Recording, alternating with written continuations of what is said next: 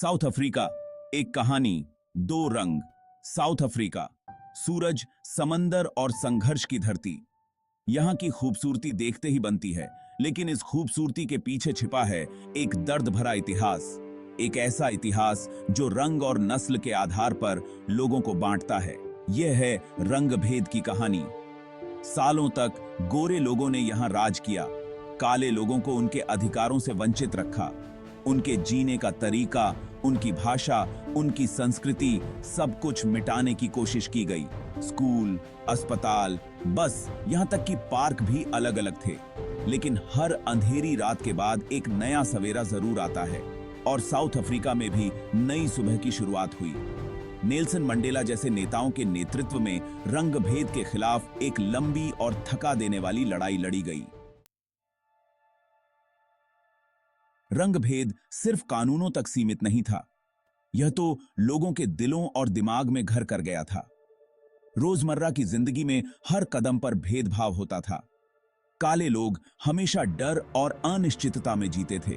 कई बार तो यह भेदभाव इतना छुपा हुआ होता था कि शब्दों में बयां करना मुश्किल है। एक नजर, एक इशारा, एक अपमानजनक टिप्पणी, ये सब मिलकर एक अदृश्य दीवार बनाते थे जो गोरे और काले लोगों को अलग करती थी। लेकिन इस अंधेरी सुरंग के अंत में भी एक उम्मीद की किरण थी। काले लोगों ने कभी हार नहीं मानी। उन्होंने अपनी आवाज बुलंद की, अपने हक के लिए लड़े, और धीरे धीरे बदलाव की हवा बहने लगी। रंग भेद की लड़ाई सिर्फ नेल्सन मंडेला या डेसमंड टूटू जैसे बड़े नेताओं ने नहीं लड़ी थी। यह लड़ाई तो उन लाखों आम लोगों ने लड़ी थी जिनके नाम इतिहास के पन्नों में दर्ज नहीं है। ये कहानियां उन माओं की हैं जिन्हें अपने बच्चों को अलग स्कूलों में भेजना पड़ता था। उन किसानों की हैं जिनकी जमीन छीन ली गई थी। उन छात्रों की हैं जिन्हें घटिया शिक्षा दी जाती थी। ये कहानियां उन लोगों की हैं जिन्हें अपनी आवाज उठाने के लिए क्रूरता का सामना करना पड़ा, जिन्हें जेलों में डाल दिया गया, प्रताड़ित किया गया और कई बार तो मौत के घाट उतार दिया गया। शिक्षा, एक हथियार, एक सपना। रंग भेद के दौरान काले लोगों को अच्छी शिक्षा से वंचित रखा गया। उन्हें घटिया स्कूलों में भेजा जाता था जहां उन्हें सिर्फ मजदूरी करने लायक बनाया जाता था। लेकिन काले लोगों के लिए शिक्षा एक हथियार थी, एक सपना था। वे जानते थे कि शिक्षा ही उन्हें आजादी दिला सकती है, और उन्होंने हर मुश्किल का सामना करते हुए अपने बच्चों को पढ़ाया लिखाया।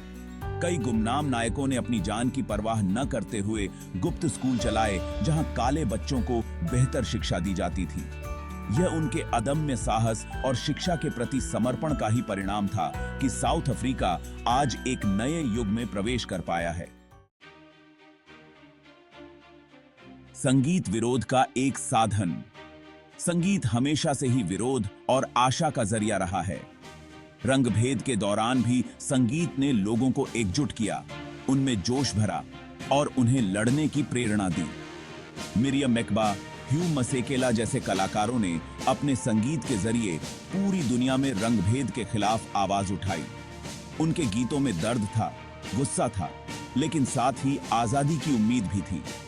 ये गीत न सिर्फ साउथ अफ्रीका में बल्कि पूरी दुनिया में लोकप्रिय हुए और लोगों को रंग भेद के खिलाफ जागरूक करने में अहम भूमिका निभाई। संगीत एक ऐसा हथियार बन गया था जो बिना खून बहाए लोगों के दिलों को जीत रहा था। एक नई सुबह, एक अधूरी कहानी। आज साउथ अफ्रीका एक आजाद देश है। रंग भेद की दीवारें गिर चुकी हैं, लेकिन क्या सचमुच सब कुछ बदल गया है? आज भी लाखों लोग गरीबी और अभाव में जीने को मजबूर हैं। शिक्षा और स्वास्थ्य सेवाओं तक सबकी पहुंच नहीं है। सामाजिक और आर्थिक असमानता अभी भी कायम है। रंग भेद की परछाई आज भी साउथ अफ्रीका पर मंडरा रही है। यह एक लंबी और कठिन यात्रा है जिसका अंत अभी नहीं हुआ है, लेकिन उम्मीद की किरण अभी भी बाकी है।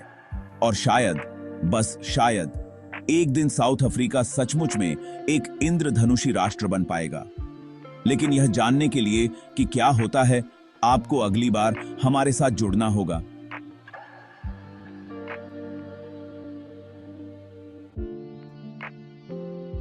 हमारे चैनल को लाइक करें, शेयर करें कमेंट करें और सब्सक्राइब करें। धन्यवाद।